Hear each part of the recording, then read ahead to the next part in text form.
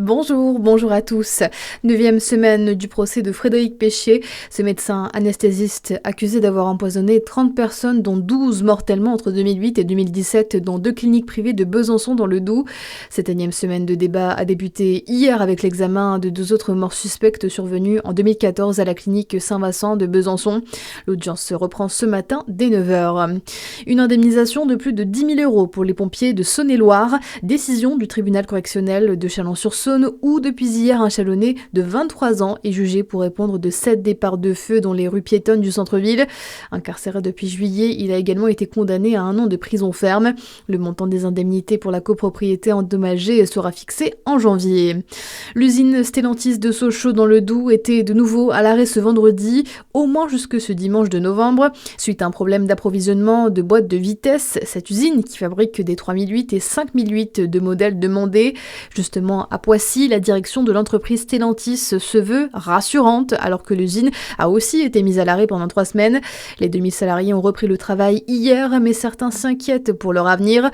En cause notamment la fin de la vente des véhicules thermiques neufs à partir de 2035 dans l'Union européenne. Une mesure qui menace toute la filière selon Brahim Aitatman, secrétaire de FO Métallurgie Val-de-Seine et représentant syndical du site de Poissy. On parle du site de Poissy avec le fait qu'ils puissent plus faire de véhicules. Nous, ça fait un petit moment qu'on alerte.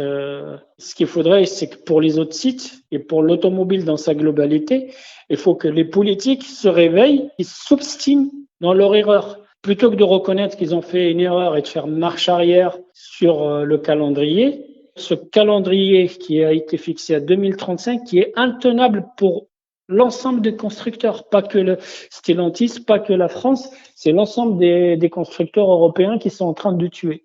Stellantis envisage en revanche une transformation de l'usine de Poissy, une adaptation nécessaire selon Force ouvrière. Dans le reste de votre actualité aussi, un scandale dont Chine se serait bien passé. La plateforme de vente en ligne chinoise est dans le viseur de la justice française après la vente de poupées sexuelles à caractère pédopornographique. 4 enquêtes confiées à l'Office des mineurs ont été ouvertes selon le parquet de Paris. AliExpress, Temu et Wish sont aussi accusés de diffusion de messages violents, pornographiques ou contraires à la dignité accessible à un mineur, après des signalements de la répression des fraudes.